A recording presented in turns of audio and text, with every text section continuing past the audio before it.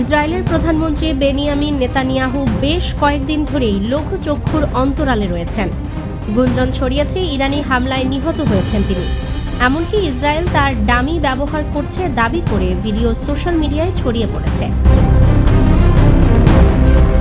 তবে সেই ভিডিও সত্য নয় বলে ফ্যাক্ট চেকে বেরিয়ে এসেছে। এবারে ইরানের ইসলামী বিপ্লবী গার্ড বাহিনী IRGC রোববার 15 মার্চ জানিয়েছে তারা নেতানিয়াহুকে টার্গেট করতে প্রতিজ্ঞাবদ্ধ।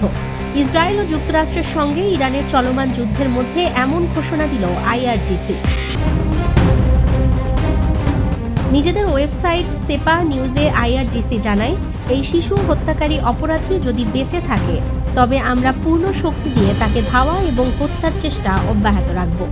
এদিকে রোয়া নিউজ এক প্রতিবেদনে জানিয়েছে মন্ত্রিসভার উচ্চ পর্যায়ের এক বৈঠকে অনুপস্থিত ছিলেন নেতানিয়াহু। এতে করে নেতানিয়াহুর স্বাস্থ্য বা নিরাপত্তা বিষয়টি আবারও নতুন করে আলোচনার জন্ম দিয়েছে।